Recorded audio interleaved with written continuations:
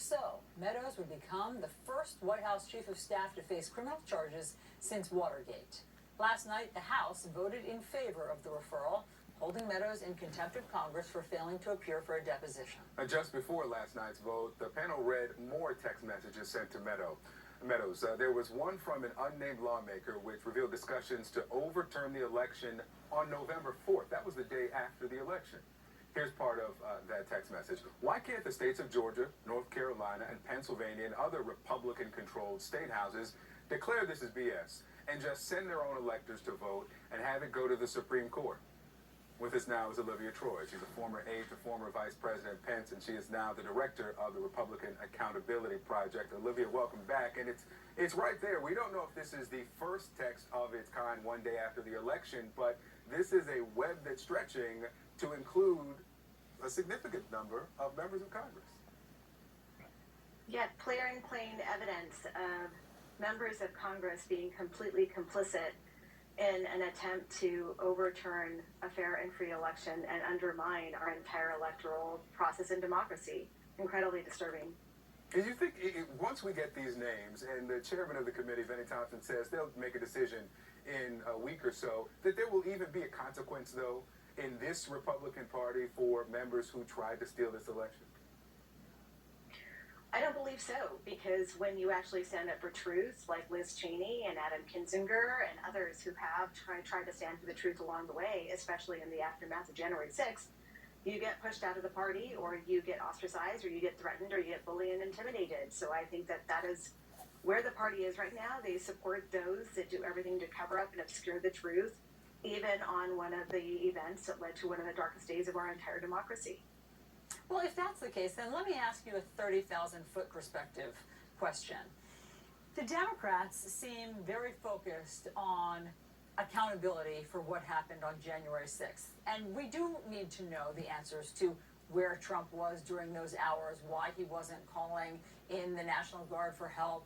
All of that needs to be answered for sure. Republicans seem to be focused on installing cronies at the state and local level into important election oversight positions. From your perspective, which one is more important right now?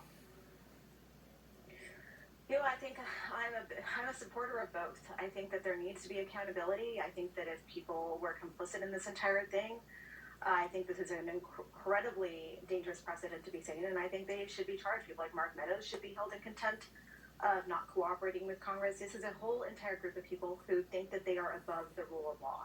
And they do this repeatedly, and they use sort of the judicial system to drag things out in the process.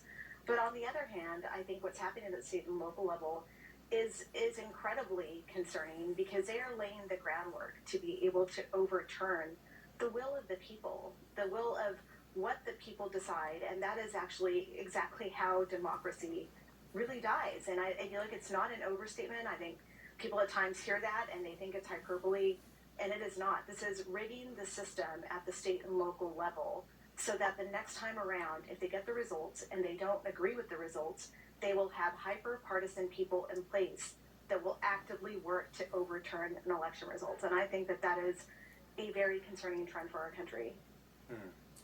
To that point of the direction of both the party and your characterization there of the country, former President Trump is on a tour with Bill O'Reilly. And the man you used to work for, former Vice President Pence, came up. And this is what former President Trump said about his future. I think Mike has been very badly hurt by what took place with respect to January 6th. I think he's been mortally wounded, frankly, because I see the reaction he's getting from people. In this party, it's the twice impeached former president who asked people to find votes for him in Georgia, who's determining who's in or out. But do you think he's right? Look, I do think that there's an entire segment of the population who, after being lied to repeatedly day after day about the 2020 election being stolen and the big lie, they believe Donald Trump, and they think Mike Pence is a traitor. They think he's a traitor to their cause. And, that interesting choice of words by Donald Trump, right?